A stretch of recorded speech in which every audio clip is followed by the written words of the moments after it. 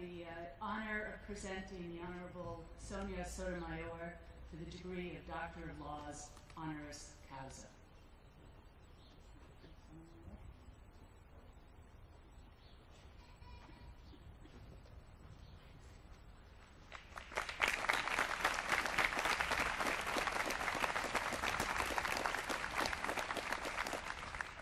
We salute you today, Judge Sotomayor, for your outstanding achievement at the highest level of academia and the judiciary.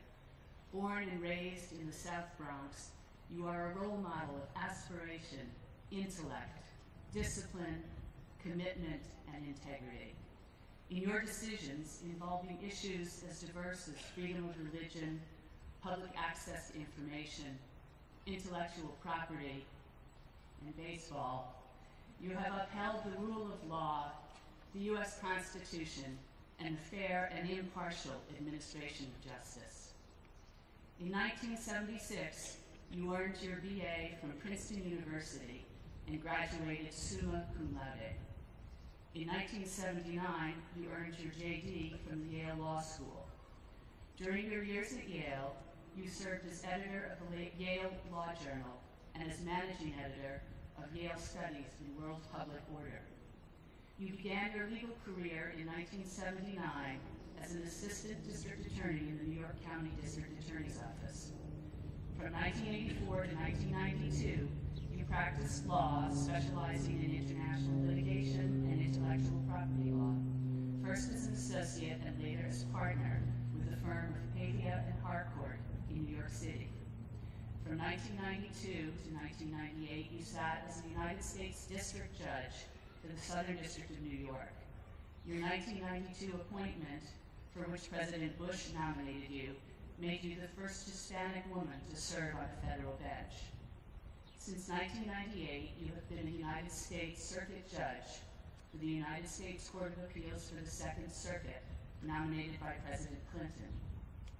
Your commitment to public service is evidenced not only by your dedicated and distinguished service on the federal bench, but also by the numerous awards you have received and by the organizations you have served, including the Puerto Rican Legal Defense and Education Fund, the Second Circuit Task Force on Gender, Racial, and Ethnic Fairness in the Courts, the American Bar Association, the Hispanic Bar Association, the Association of Judges of Hispanic Heritage, the New York City chapter of the Women's Bar Association, and the American Philosophical Society.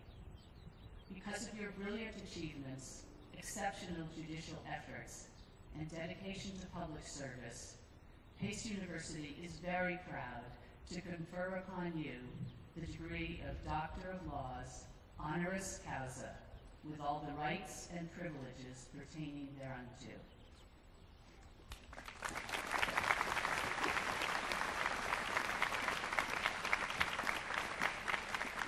As authorized by the Board of Trustees of Pace University, I confer upon you, Sonia Sotomayor, the degree of Doctor of Law, honoris causa, with all the rights and privileges pertaining thereunto.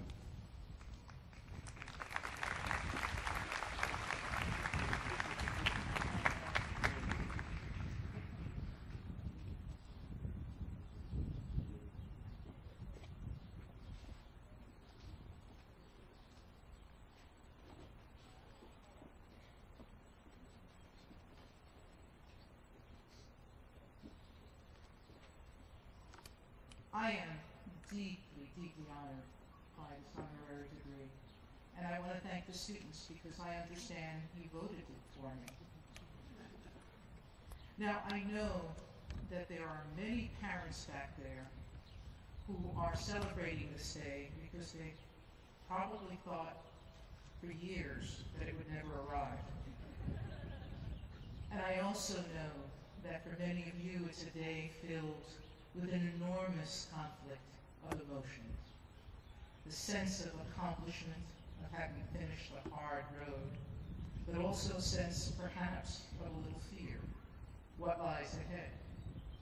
Well, I thought I'd spend a few minutes talking to you about what my road has been like, the fact that I have lived my dreams and the lessons that I've learned in that process.